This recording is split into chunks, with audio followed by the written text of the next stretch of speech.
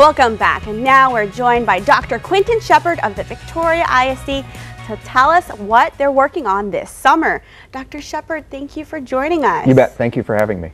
And so there's this survey out, and I believe it's pronounced ESSER. That's correct. Can you tell us about this survey and why it's so critical for our parents and our community to fill this out? Sure, I'd be happy to. And this is actually the third round of ESSER funding. There was a first round that happened shortly after the pandemic hit, and the second round that came through. We don't have time to get into it this morning, but we do have an article coming out, and I encourage the community to go to the website to learn more about ESSER 1 and ESSER 2. I know there's still some confusion about those funds and where they've gone and how they've been received. But the survey that came out was specific to ESSER 3.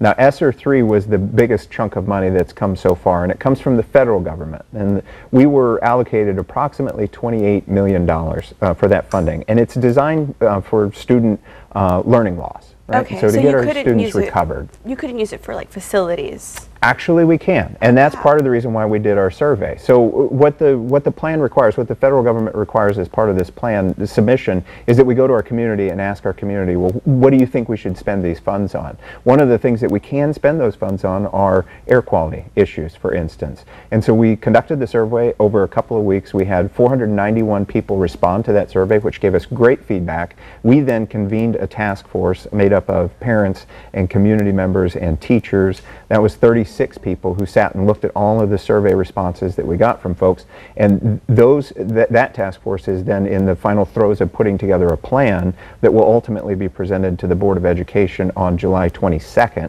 Our plan has to be submitted by July 27th in order to receive some of the funding. Now, the nice part is we have multiple years to use all of this funding, and we don't anticipate we're going to spend it all at once. So we're looking at, sort of the long game on this. Realistically, if I'm generalizing what the community has said to us about this funding, there's three ways that our community thinks we should invest these funds. The first is in learning recovery for our students. So looking at things like after school and before school and summer school programming and on and on and on and on. The second way that our community has responded is we know that we have not been able to compensate our teachers that allows us to be competitive with others in the area. And so some of our community have said we need to look at this as a way to sustain teacher salaries over time so that we can become market competitive, and that will have a positive impact on student learning and student achievement, and that makes sense to me as well. And then a different segment of our population has said, no, we should use this for HVAC. We're coming off a failed bond campaign. You mentioned air quality, and that's right. That's where my mind went. Was yeah, HVAC. Exactly. And a lot of folks in our community did the same thing. And coming off of the failed bond that we had, and we know that the needs are still there. We know that a lot of our critical infrastructure is really on life support at this point. We could invest a significant amount of the ESSER funding that would at least remediate some of the HVAC systems, for instance, so that we could potentially look at roofs or other projects. So HVAC does include roofs? Well, air quality could potentially include roofs because, for instance, some of our roofs are in poor enough condition that they actually let in outside air. So we're taking a broad view on how these funds could be spent.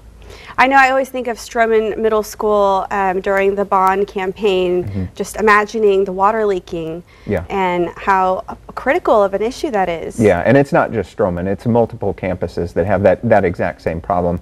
Thankfully, we do have a task force that's meeting right now looking at a different bond, and this is a different group of people. We had some folks from the first round, but we had some new folks join the task force as well, and if there's one thing that the task force has come to the conclusion of, these needs do exist, so we anticipate bringing something to the community fairly soon. Well, we'll have an article posted with all the information and those links, and thank you so much for joining us on today's show, Dr. Shepard, and thank you for all you do for the Victoria ISD. Well, thank you. All right, well, coming up on Community Crossroads, we'll hear from Joel Novosad. Don't go anywhere.